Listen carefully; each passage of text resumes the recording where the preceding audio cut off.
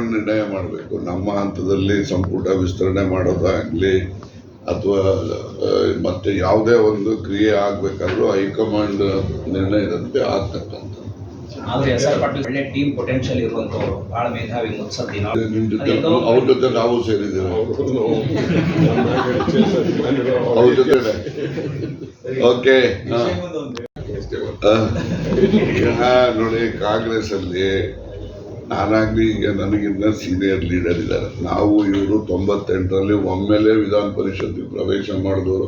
ಅದಕ್ಕೆ ಮುಂಚೆನೇ ಇವರು ಬೇರೆ ಬೇರೆ ಸಂಘ ಸಂಸ್ಥೆಗಳಲ್ಲಿ, ಇಲ್ಲಿ ಅರ್ಬನ್ ಡೆವಲಪ್ಮೆಂಟ್ ಅಥಾರಿಟಿಯಲ್ಲಿ ಮತ್ತು ಜಿಲ್ಲಾ ಕಾಂಗ್ರೆಸ್ ಅಲ್ಲಿ ಎಲ್ಲ ಕಡೆ ಕೆಲಸ ಮಾಡಿದಂಥ ಅನುಭವ ಇದೆ. ಅವರಿಗೆ ಸರ್ಕಾರ ಗುರ್ತಿಸೋದಲ್ಲ, ಪಕ್ಷ ಗುರುತಿಸ್ಬೇಕು. ಅದನ್ನು ನಾವು ಪಕ್ಷಕ್ಕೆ ಒತ್ತಾಯನೂ ಮಾಡಿದ್ದು. ಅವ್ರಿಗೆ ಹಣೆನಲ್ಲೂ ಬರೆದಿರ್ಬೇಕಲ್ಲ ಕೆಲವೊಮ್ಮೆ. ಮುಂದೆ ಒಳ್ಳೆಯ ದಿನಗಳು ಬರುತ್ತೆ ಸರ್ ಪಾಟೀಲ್ರಿಗೆ ಅಂತ ಹೇಳಿ ಅಷ್ಟು ಮಾತ್ರ ಒಂದು ಹೇಳ್ಬೋದು.